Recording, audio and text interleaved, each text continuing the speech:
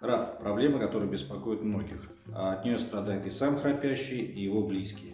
Сегодня с вами Руслан Газизов, и я покажу 6 упражнений, с помощью которых вы можете избавиться от храпа. Упражнения для избавления от храпа можно выполнять как в комплексе, так и в отдельности. Всегда помню, что все упражнения эффективны, когда они регулярны. Соответственно, где-то в течение 20-30 дней будет результат.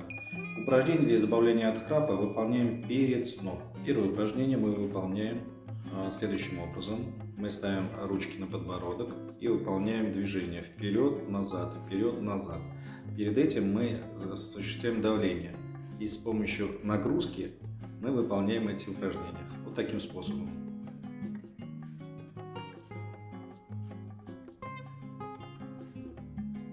Это упражнение желательно выполнять 30 раз, 2 раза в сутки.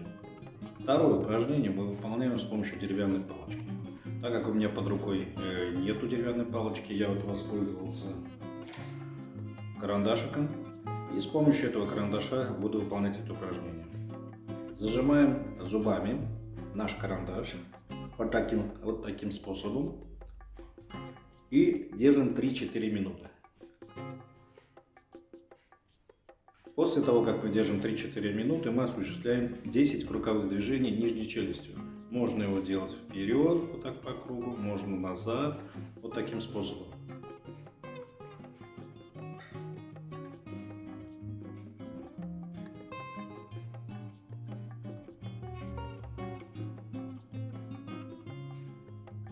Конечно, видео не передает, но в принципе смысл этого упражнения вы понимаете. Третье упражнение.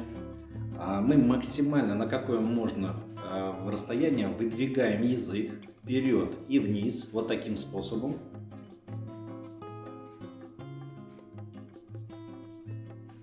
И в таком положении удержим несколько секунд. Упражнение тоже, конечно, выполняется желательно 2 раза в сутки по 30 раз.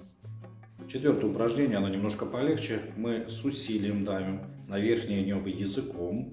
При этом делаем 3 подхода по 30 раз и отдых между ними по 30 секунд. Пятое упражнение. Мы корень языка. Сейчас это упражнение немножко трудно мне передать будет. Оно не показывается зрительно, да. Но мы корень языка перемещаем к горлу, движение таким делаем. При этом у нас рот закрыт, дыхание идет через нос. Мы делаем таких упражнений 3 раза по 30 раз, и перед ними также делаем 30 секунд перерыв. И шестое упражнение, оно выполняется следующим образом, когда мы произносим гласные буквы И и У. Делаем это 20-25 раз, при этом мы напрягаем это шейные мышцы таким способом. И, или там У, например. У. Немножко смешное упражнение, но как есть. А как вы справляетесь с храпом, с этой проблемой? Напишите, пожалуйста, мне в комментариях, подписывайтесь на мой канал, ставьте лайки. До новых встреч!